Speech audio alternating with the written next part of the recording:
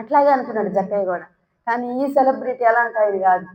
అందరూ వచ్చి నన్ను చూస్తున్నారులే, అందరు నా చుట్టూ గుమిగూడుతున్నారులే, నా వెనకాల వస్తున్నారు, నా మాటలు వింటున్నారు, నాకు చాలా పాపులారిటీ పెరిగిపోతుంది అనేటువంటి సెలబ్రిటీ కాదు ఈ సెలబ్రిటీ. హల్లెలూయా. యేసుక్రీస్తు ప్రభువారు ఎలాంటి వారంటే, నువ్వు నన్ను చూడటం కాదు, నేను నీ ఇంటికి వస్తా. హల్లెలూయా. నేను నీకు సెలబ్రిటీని కాదు, నువ్వే నాకు సెలబ్రిటీ అన్నట్టుగా మాట్లాడుతున్నాడు. హల్లెలూయా. ఒక పాపి అయిన మనుషుడు మారు మనసు పొంది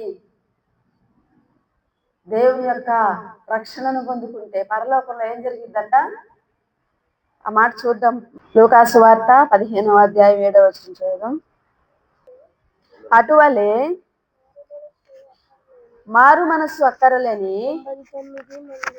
99 మంది నీతిమంతుల విషయమై కలుగు సంతోషము కంటే మారు మనసు పొందు ఒక్క పాపి విషయమై పరలోకమందు ఎక్కువ సంతోషము కలుగును. హల్లెలూయా.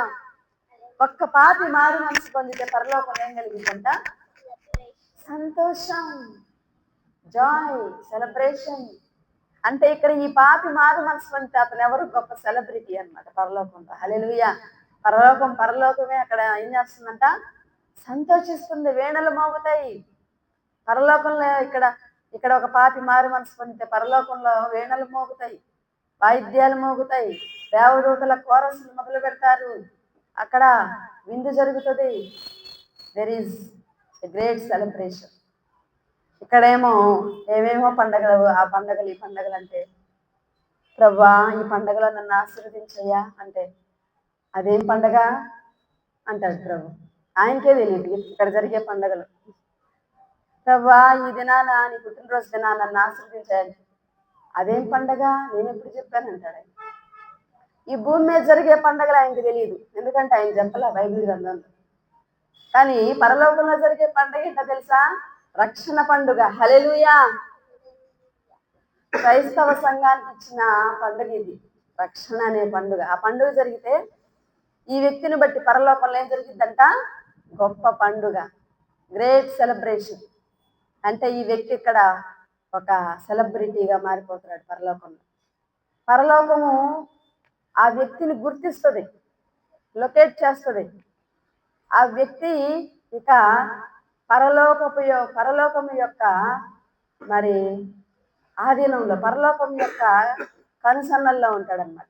ఆ వ్యక్తి ఎటుపోతున్నా దేవదూతలు అతనికి సహాయం చేస్తాడు, దేవుడు అతన్ని కాపాడుతుంటాడు, అతన్ని ఆశీర్వదిస్తుంటాడు, అతని మీద గ్రేట్ ఫోకస్ ఉంటుంది.